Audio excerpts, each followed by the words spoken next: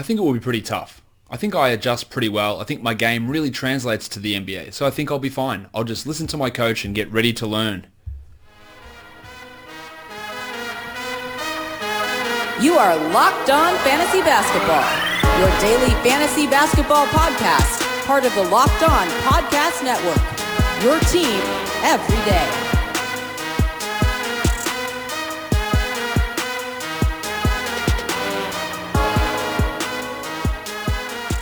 Hello and welcome to the Locked On Fantasy Basketball podcast brought to you by Basketball Monster. My name is Josh Lloyd and I am the lead fantasy analyst at basketballmonster.com, and you can find me on Twitter as always at redrock_bball. The NBA draft is in the book, so what we turn to now leading up to free agency is looking at the dynasty value of the rookies that were selected, as well as a bunch of guys who went undrafted and have ended up with teams in the frenzy that is the undrafted free agency signing period straight after the draft. So we're going to talk about that over the course of a couple of shows this week, and do another draft reaction show as well, and also look at someone requested this, just a look at how last year's rookie class meshed with this year's rookie class and where those players would sort of fit in. I'm going to do a top 30 on that as well. Michael Bolton. Let's get to it. Let's get to it indeed. So in today's show, I'm going to be counting down over this week the top 80 rookies in Dynasty. Now, a lot of these guys aren't going to have impacts in the NBA, but a lot of leagues, 30-team leagues,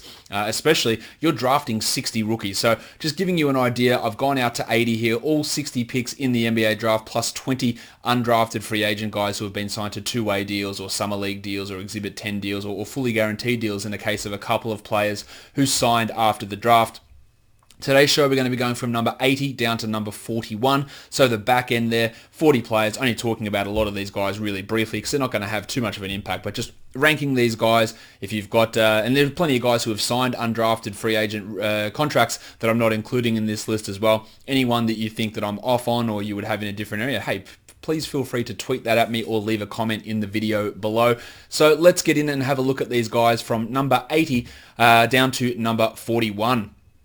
All right, at number 80, I've got Brian Bowen of the Indiana Pacers, undrafted but signed a two-way deal. He played down here in Australia last season, only played 15 minutes a game, coming off the bench. Wasn't all that impressive, but did shoot 34% from three, so that's somewhat of a start. Good free throw shooter, solid enough from the field as well, but it's the peripheral numbers which were lacking. Low assists, low steals, low blocks on that two-way deal. He is a guard.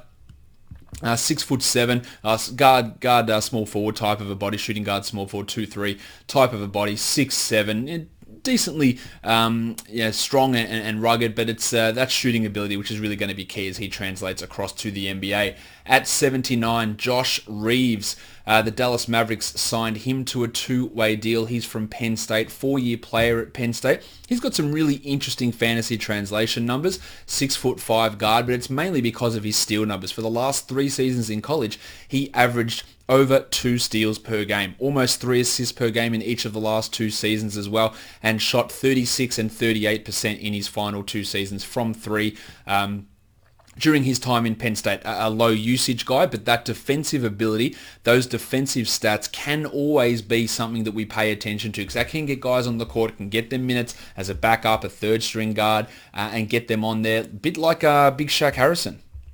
Big Shaq! Just a guy that can make their money in the NBA by being able to generate steals. So he is a name to watch for that reason alone, and he's on a two-way with the Dallas Mavericks. Josh Reeves. At number 78, the Houston Rockets, they didn't have a draft pick in this draft at all, but they made some pretty strong undrafted free agent signings. I'm going to talk about a couple of them in today's show. Number one of those is the 7'1" center, Moses Brown, who went to UCLA last season, averaged 10 and 8 with almost 2 blocks, 61% shooter, not a three-point shooter, and one of the worst free throw shooters you'll ever see. So fits in the Houston tradition of Clint Capella and Dwight Howard. 35% free throw shooting from Moses Brown last season. Really just a defensive specialist type of guy, a finisher at the rim, but someone who I thought, when I did my fantasy translations, they came out okay for Moses Brown. They definitely weren't a disaster like other players, but that block rate, that field goal percentage, solid enough rebound numbers for Moses Brown. He is on just signed to the Summer League team at this point, but he is just someone to keep an eye on. Number 77 is Robert Franks. Went to the Charlotte Hornets. He is there on a two-way deal. not really massively into Franks, but just by him signing a two-way deal gives him at least some ability to have an impact at some point. Averaged almost 22 points a game last season for Washington State, a 6'9" forward, shot 40% from three each of the last 2 seasons as well. 7 boards a game. Defensively, and the defensive stats are a real struggle for Franks.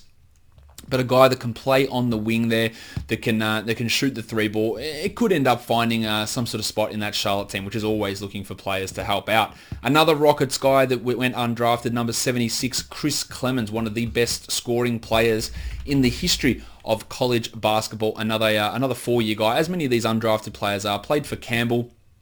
Averaged 30 points per game last season and 25 points in his sophomore and junior season. A pretty high steal rate as well. Shot relatively good, 54% from 2 over his career, 36% from 3 over his career as well. True shooting of over 61 in each of the last 2 seasons, with a usage, an absolutely astronomical usage of 39 and 36%. So that combination of efficiency and usage is huge. He's never going to have that sort of a role in the NBA, but got to the line a ton, shot the 3 ball well, and getting shooters and getting scorers in Houston is a priority. So I do really like Chris Clemens there. I just wish they'd sign him to a more of a guaranteed deal rather than a summer league deal. At 75, Max Strus went to the Boston Celtics on a 2-way deal. I think the only reason I really have him ahead of Clemens at this point is because he's on a 2-way and Clemens is on a non-guaranteed summer league deal. Strus also a little bit younger, 6'6", only a 2-year college guy, guard, 20 points per game this season, a steal a game, shot the free throws really, really well, 4 attempts per game, 84%. Threes were fairly solid as well. Not much of a distributor, not much of a defensive player, but some scoring punch as a 2-way guy. He should be able to have some relative success in the G League. At number 74, Sagaba Kanate of the West Virginia Mountaineers. He went to the Toronto Raptors on an Exhibit 10 deal. An Exhibit 10 deal is one where they get a little bit of guaranteed money, but it can be easily converted to a full-time contract or a 2-way contract. He was injured a lot this season, but a guy whose translations are absolutely through the roof because he rebounded the ball well, he shot the 3 okay, but mainly he blocked shots, and he blocked shots at a huge rate. Now, being able to do that in the NBA is probably going to be a little bit harder for Kanate. He only played the 8 games last season, but blocked 2.8 shots. In fact, the season before, where he played 36 games and 25 minutes a night, he blocked 3.2 shots. So he has been an outstanding shot blocker at the college level. This season was the first season he started taking threes. Not only did it across the 8 games, 3 attempts, but hit them at 39%. His free throws were 81%. So I think there's a decent amount of hope that he can be not necessarily a big-time NBA player, only 6'8". Is he going to be too undersized to get these blocks? But the 3-point shooting looks interesting. The free throw shooting is a positive, and the shot blocking has been excellent for Kanate. Hard to find the minutes in Toronto originally, but we know how they develop undrafted guys. We know how they use their G League. Fred VanVleet, one of those guys, really coming up. We've got guys like Pascal Siakam, late first-round picks, Norm Powell, second-round picks, Chris Boucher, the G League MVP. Kanate's a guy to watch there. At number 73, Dedric Lawson went to the Golden State Warriors. He came from Kansas, played 3 seasons in college, the last one, first 2 in Memphis and the last one in Kansas. Averaged 19.5 with over 10 boards. Not a prolific shot blocker, but did shoot the 3 okay, 39%. I thought he probably was in with a chance of getting drafted, but on the Warriors now the Warriors, we know that they do like to get any sort of random centers in and play these guys and try and develop. And if he can shoot a 3 ball and be a guy that can come in there and at least be a factor, there's a chance that he can find himself on the roster, or at least on a 2-way deal as we move forward. I'm not talking about these guys massively because their fantasy value is, of course, relatively limited at the back end of these rankings. The next guy I talk about is number 72, Daquan Jeffries. Played for Tulsa for the last 2 seasons in college, averaged 13 points, shooting 37% from 3 and 61% on 2s, which is a huge number for a 6'5" swingman type of a guy. Block numbers pretty solid as well, 1.2 blocks, a steal per game. And a guy that I was, I guess, decently surprised that he wasn't drafted. Fantasy translation numbers come across pretty strong. Orlando getting, again, they're still not getting that scoring punch. He's not a high scorer, just 13 points per game last season. They still need more offensively from their players, really going with that archetype of getting defensive type guys in there, but really efficient. A college number of 63 true shooting over the course of his career is obviously really strong, but couldn't even top a 20% usage mark. So not really a massive offensive threat despite the efficiency that he showed. At number 71, we're looking at the big man, the 6'6", 6'7", big man out of UCF, Taco Fall, gone to the Celtics on one of those Exhibit 10 contracts. Everyone's always interested to see the really, really big man, and he's going to be a massive attraction at Vegas Summer League playing for the Celtics. He averaged 11 and 7.5 last season, but his ability or his value comes in blocking shots. Now, is he going to be able to stay on an NBA court, much like Boban Marjanovic? Probably not. Just way too big, not fast enough, and this guy just doesn't generate any steals, any assists. Like, his numbers through his college career are comical. 0.4 assists, 0.2 steals per game over 115 games. Never was able to push into the high 20s in terms of minutes played as well. But a situational Salah Mejri, but bigger and worse option as a shot blocker. Well, there is some value there for Taco Fall if he does end up finding himself on the main roster for the Boston Celtics. At number 70, I'm probably not going to have many other options to play this soundbite, so here we go. Miss Vanjie. Yes, Miss Vanjie. Vanja Marinkovic of the Sacramento Kings. He was the 60th pick in the draft, and from all reports, it does appear that he does want to come over this season for the Kings. Whether he does that or not still remains to be seen. He's 22 years of age. He's Serbian. He's 6'6". He's a guard. I don't really see this guy as a long-term NBA player. He played 27 minutes a night last season for Partizan over in Serbia. 12 points per game, 35% three-point shooter, limited steal, assist, and rebound rate. Basically, just a guy that comes in as a shooter, but even then, not a real knockdown, lights-out type of a shooter. So, Vanja I put there mainly just because he was that second-round pick and has a chance of at least being on a roster, but I'm not massively into him. At number 69. Giggity. And mainly because he's got a really cool name, but I actually like him as a player as well. Jaylen Cheatham of Arizona State ended up with the Pelicans on a two-way deal. There's quite a bit of interest there in him. 6'8" forward, 3 years in college, 2 with San Diego State, then transferred to Arizona State. 12 points with 10 boards. Another one of these undersized power forward center type guys. Low block rate, low steal rate, can pass the ball a little bit, which is interesting as that power forward 4-5 combo type of a player. His three-point shooting is really weird. 18 and 17% his first 2 seasons, 44% this season, but over the course of his college career, he only took 54 threes, so it's really hard to get a full read on that. But his value is going to be from being a strong rebounder and being a guy who, as a big man, can generate some assists. So Jaylen Cheatham over with the Pelicans is at least a name there on that two-way deal. Poor free throw shooting as well is somewhat of a concern for Cheatham.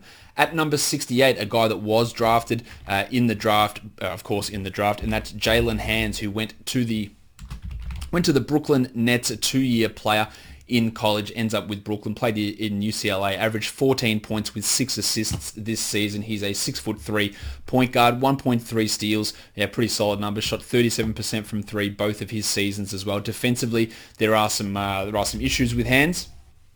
But he is a guy that at least finds himself in this role with Brooklyn. They might lose D'Angelo Russell. Who knows if Kyrie comes. They're always looking to bring guys in. They have success with developing undrafted and lower drafted type players as well. I'm just not massively into Hands. I'm not really confident that he's an NBA caliber player. The same goes for number 67, Kyle Guy, who went to Sacramento.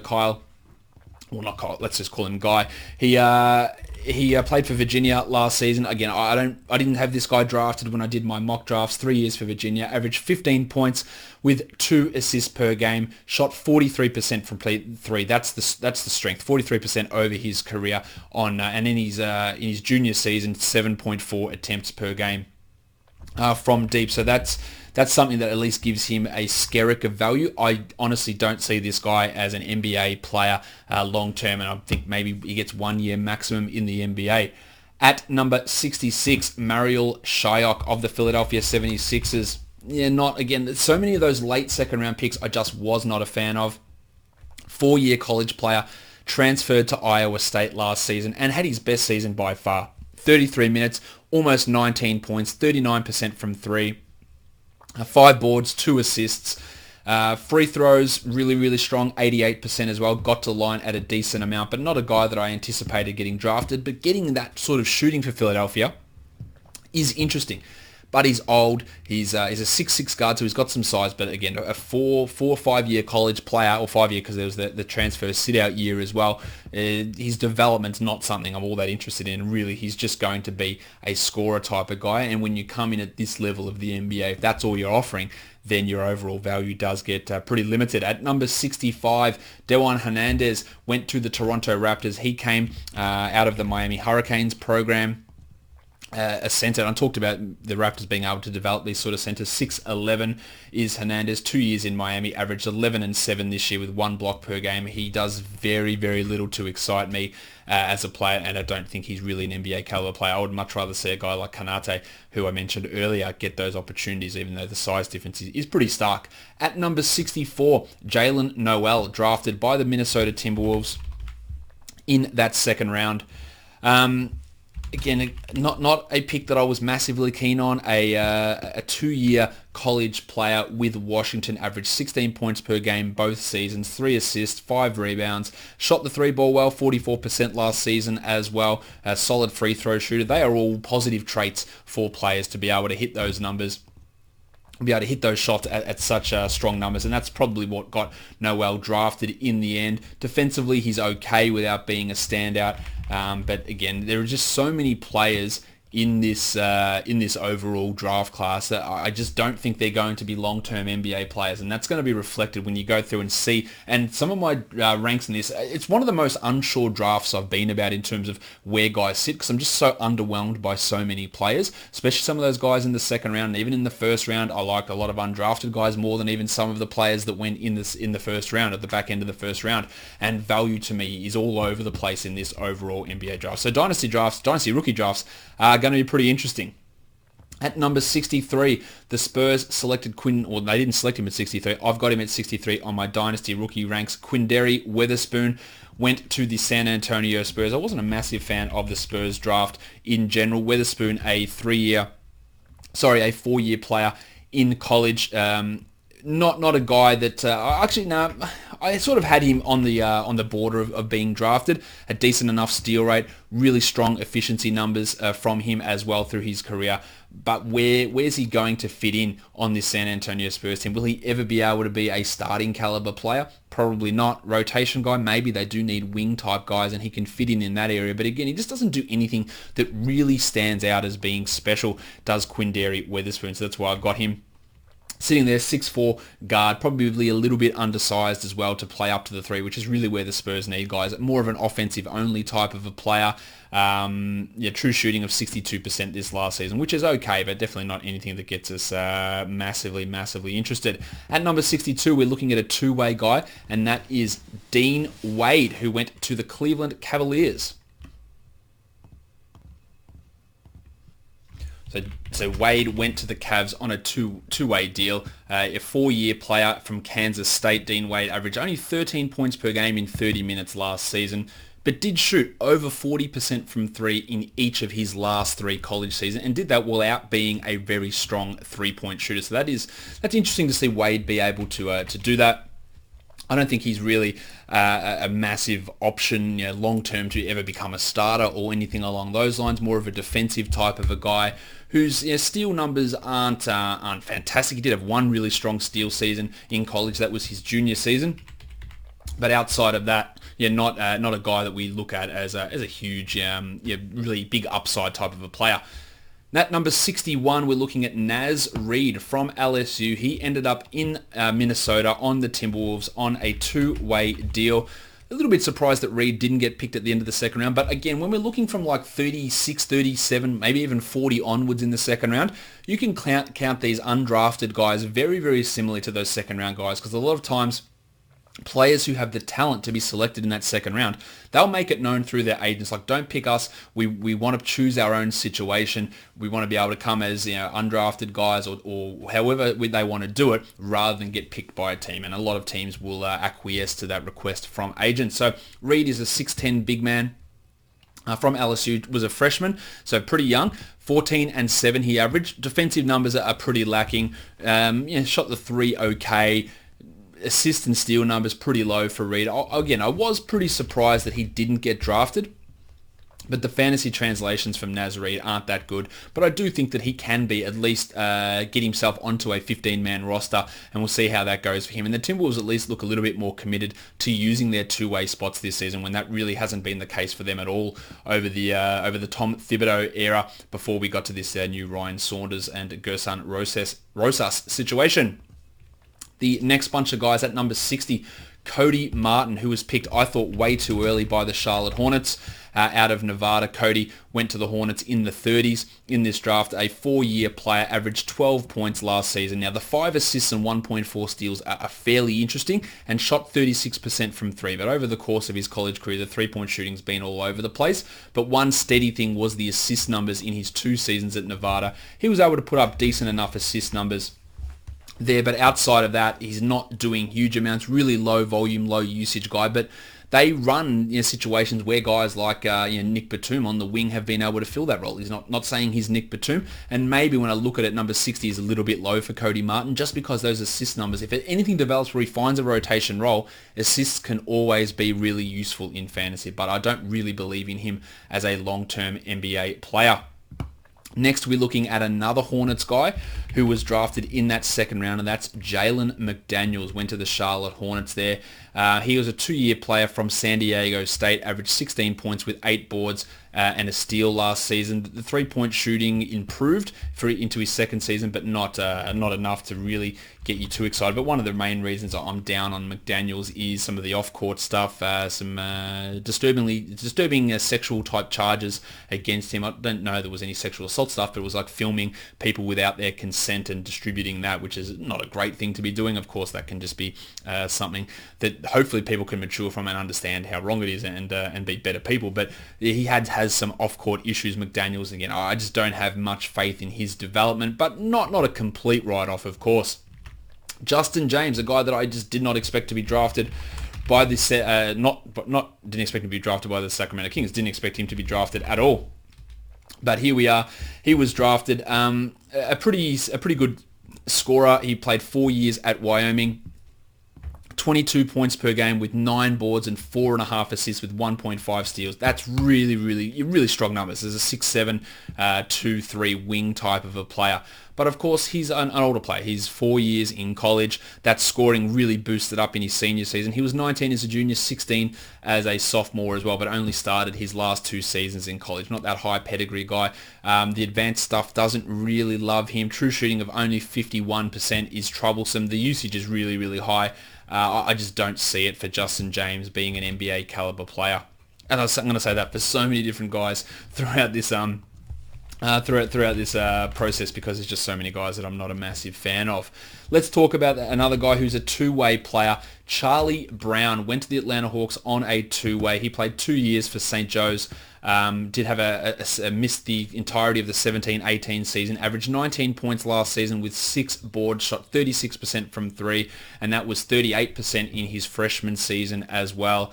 Defensively, it did really struggle. Efficiency was okay, but not great. More of a three-point shooting.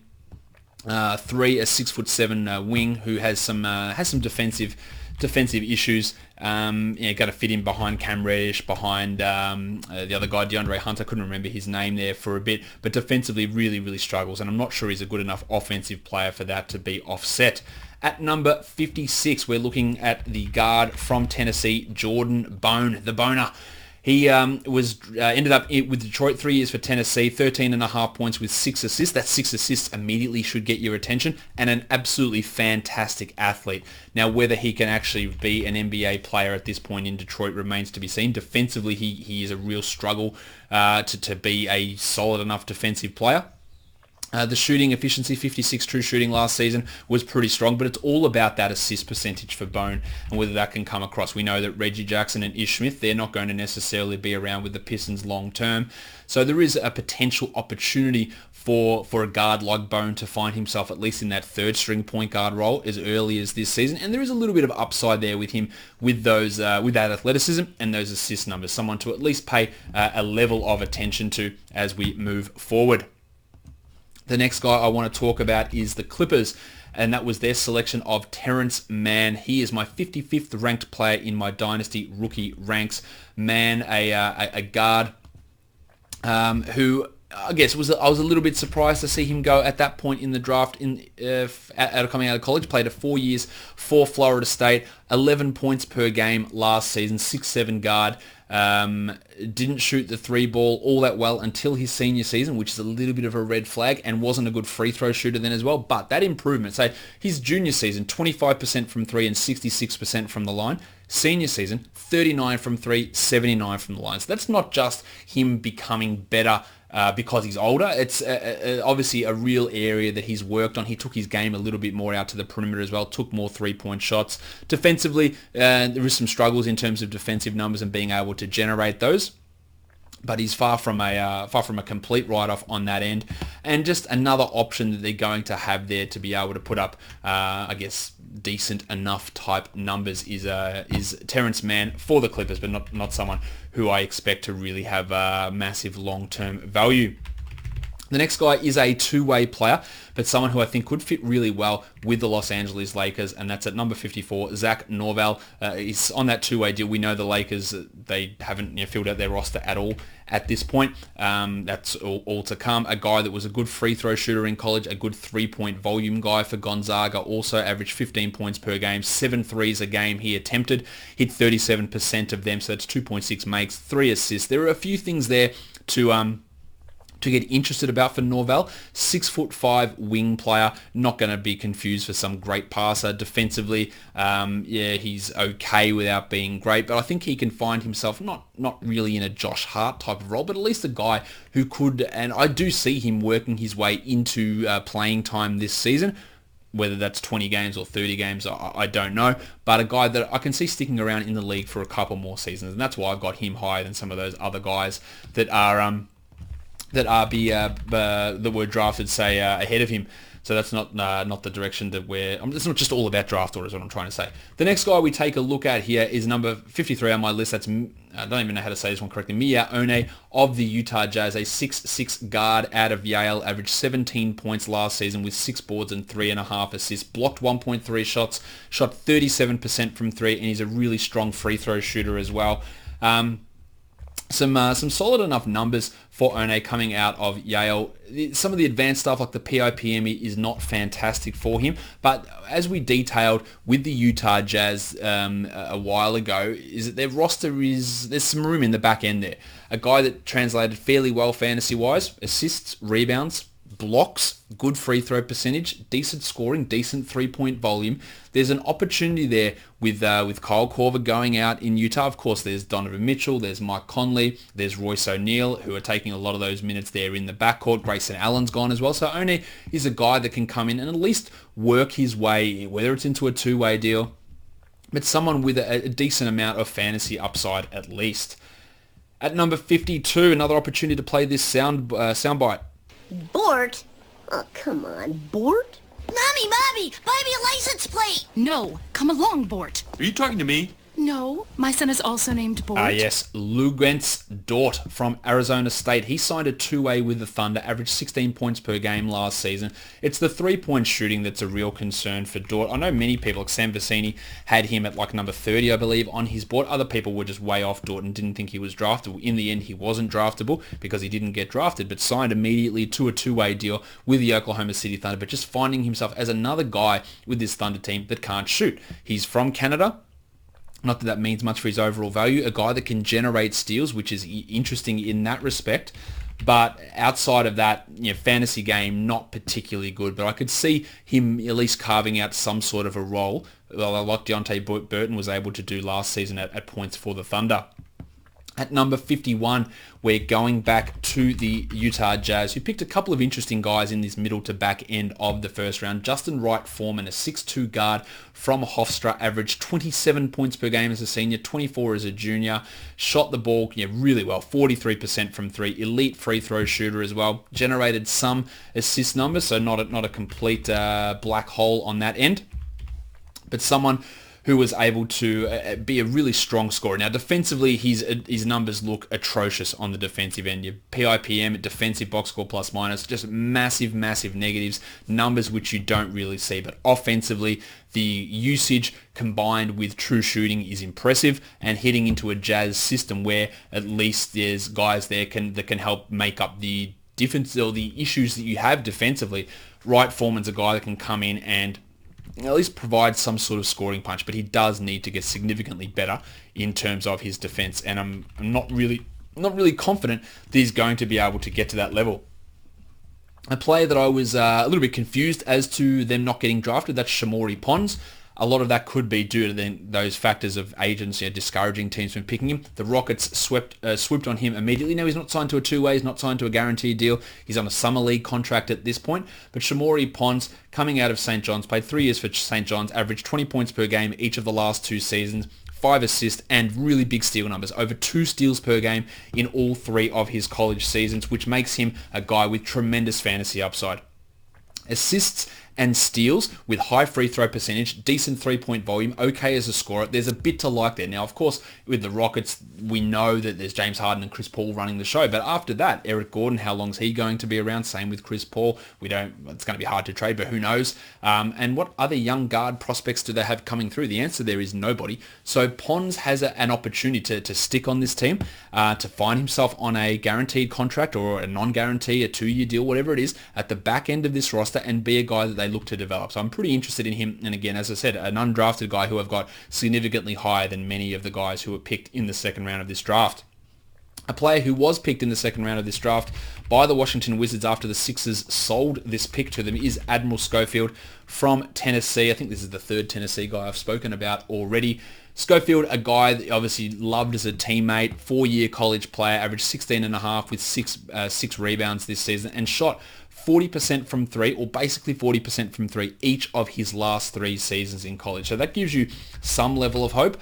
I'm not sure what he can do on the court to keep him on the court. Defensively, the stats are low, not a ball mover, a poor free throw shooter. So how much of that three-point shooting is actually going to translate to the NBA, especially considering his free throw percentage got worse every season in college, from 90 to 78 to 76 down to 70%. And that's a worrying trend, and the steals and blocks have never been there for Admiral Schofield. At number 48, another Jazz guy. I think a lot of the value I'm giving to these Jazz players is because they do like to get these guys in. George Niang, an example last season. Joe Ingles, undrafted guy, obviously came from Australia and then from Europe. But they can get these options. And with how weak this bench looks at the moment, or their depth is, there's opportunities here. And Gerald Brantley, who played 4 seasons at the College of Charleston, averaged 19 points last season with 8 boards and a block and 1.4 steals. And outside of last season, had been a pretty strong three-point shooter. There is an opportunity for Brantley to come in and at least be able to compete. A 6'7" forward, probably more of a 4 than a 3, but three-point shooting volume, he can at least put up some threes and hit them at a decent enough rate. I think Gerald Brantley is an interesting guy as an undrafted player. At number 47, not undrafted, a second round guy. At number 47, Ignace Dicus went to the New York Knicks. He went in the second round as well. I saw an interesting headline of an article written about him today, calling him a stud, which I'm not really sure you want to go stud for the 46th pick or whatever it was. 15 points per game at Michigan last season, comically low steal, block and assist numbers, but shot the 3-ball well, shot the free throws well. And we know that this Knicks roster, there are plenty of open spots or abilities for people to jump in. The problem is he plays a similar position to both RJ Barrett and the Fort Kevin Knox as a 6'7" forward. Finding those roles and finding those minutes might be tough, but there's really no one else on this team that's challenging him. Lance Thomas isn't going to be there. Mario Hazone is not going to be there. So Braz Dicus, I imagine, is on the roster this season and fills in occasionally depending on what happens with free agency. But there's enough to like about him. at least find that it's not a complete disaster of a second round pick, which I think some of the picks weren't all that great. At number 46 on my Dynasty rookie ranks, Alen Smailagic of the Golden State Warriors. Serbian 6'10" power forward center that played for the G League Santa Cruz Warriors last season. Every man and their dog knew that the Warriors were going to be looking at Smailagic, so the Pelicans took him and then sold that pick off to the Warriors. A little bit of work from David Griffin there, just dicking over another team, which is always fun to do. Now, Smailagic has some really interesting skills. I don't know whether he can ever be an on-court NBA rotation player, but the Warriors do like weird centers. He can shoot the ball. He shows an ability to at least be able to stretch out and to begin to shoot it. 18 PER in the G League last season, 56 true shooting. Only shot 24% from three, but I think that can improve. 4 boards a game, a block per game in his 17 minutes. Take that to 30 minutes. You're talking about 7 rebounds, 1.7 blocks. 14, 15 points per game in the G League. I think there's enough to like there with Smailagic to think that he will be on the roster next season. They obviously really, really like him. And here he is, jumping up there at number 46 on my list. At number 45, KZ or KZ Okpala. KZ if you come from Australia. A lot of people thought that he would be a first round pick. I had him sort of on the fringes there. Went to the Miami Heat in the end.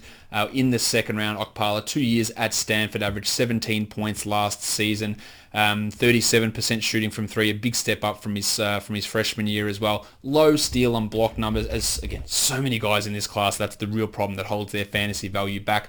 I don't see Okpala ever developing into a second-year guy, but the Heat have got the benefit of the doubt. Tyler Johnson, Hassan Whiteside, Joshie Richardson, even they turned Derek Jones Jr. from a scrap heap guy into a valuable rotation player. So that's why Okpala at least has some level of because honestly, I wouldn't, if he wasn't in Miami, I would have had him behind a lot of these other guys, Braz, Dicus, Smailagic, Pons, all these other. I would have had him, behind those guys. And the same thing goes for the guy that I've got at number 44. That's Khaldun Johnson of the San Antonio Spurs. Literally the worst player that I translated. Actually, that's not true. Out of the guys that ended up on teams, Tyus Battle, who went to the Timberwolves on a two-way, and Simisola Shitu, the best name in the draft. I believe he went to the Grizzlies on a deal as well. They're the only two guys who translated worse than Khaldun Johnson out of the 120 guys that I did. No steal numbers, no assist numbers, no block numbers, poor shooting from the field, poor shooting from the line, low offensive volume as well. Now, the Spurs do need wing players, and Kentucky players do get a marginal benefit of the doubt. So he's getting the double benefit of the doubt. The Spurs benefit of the doubt, and the Kentucky benefit of the doubt, but only averaged 13 points per game last season. Shot 38% from three, not a very high volume, but at least that helps him there.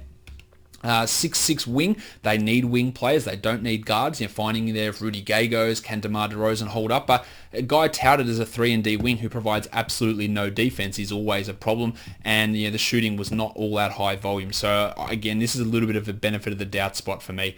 At number 43, Jordan Poole from Michigan. He was drafted at the end of the first round by the Warriors. Not really a selection I was expecting, but Poole is that guy that can come in and bang in threes. 6'5" guard out of Michigan, 2 years for Michigan, 37% from three both seasons, attempted over 5 threes per game last year, does very little else apart from shoot those threes, but there's going to be an opportunity for Poole with this Warriors team. With Klay Thompson out for the majority of the season, we don't know Sean Livingston's future. Will Quinn Cook be back? Curry's going to be carrying a load. Now, I don't imagine that Poole's going to be able to come in there and play this huge role immediately and be this 20-minute-a-game guy who bangs in 2 threes a game. But remember, a guy like Landry Shamet, drafted in a very similar situation on a good team, the Sixers and the Clippers, not as good as the Warriors, but this iteration of the Warriors might be a level of the Sixers or a level of the Clippers. And could Poole come in and be that specialist and hit 1.6, 1.7 threes, feeding off Curry? I think there's a distinct possibility he could have some of that value. Now, long term, I don't really see it. Much like Shamet, I don't see what the other numbers are that he brings, but at least he's going to have an opportunity to be able to produce immediately. Another Warriors player is the guy we look at next. That's Eric Pascal. Is it Pascal or Pascal? I don't know which one. I don't know how best to pronounce that. A forward from Villanova, 6'8" forward, 4 years in college, averaged 16.5 and 6 last season. Pretty solid free throw shooter, average enough 3-pointers, 35% on his threes. And I could definitely see Pascal being able to come in and be a rotation guy almost immediately for the Warriors.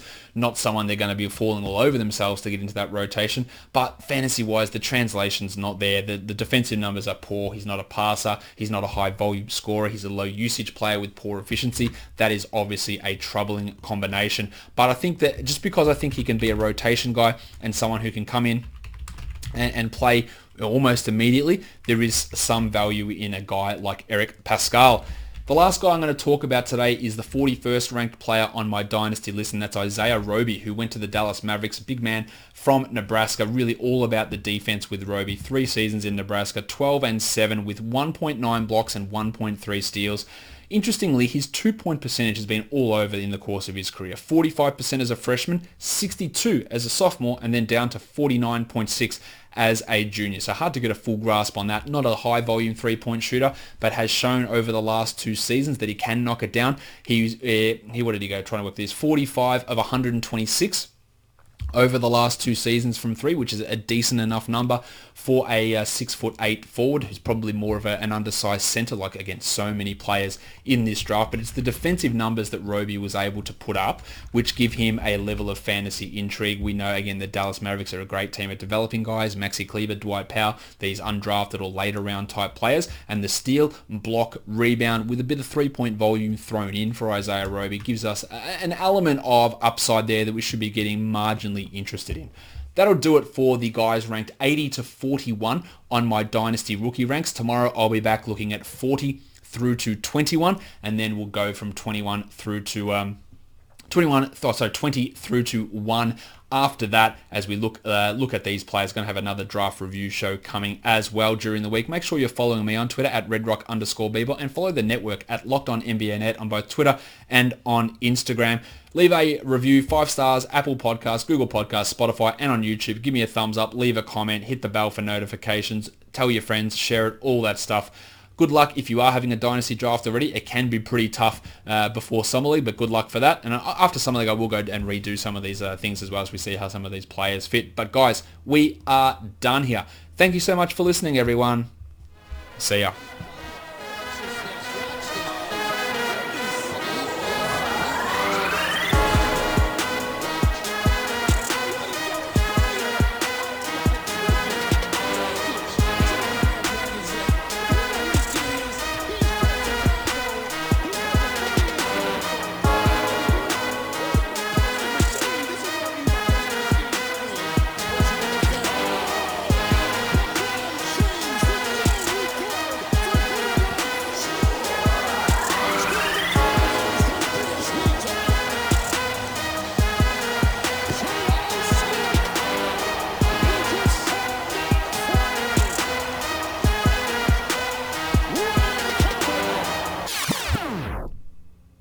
Khaldun Johnson.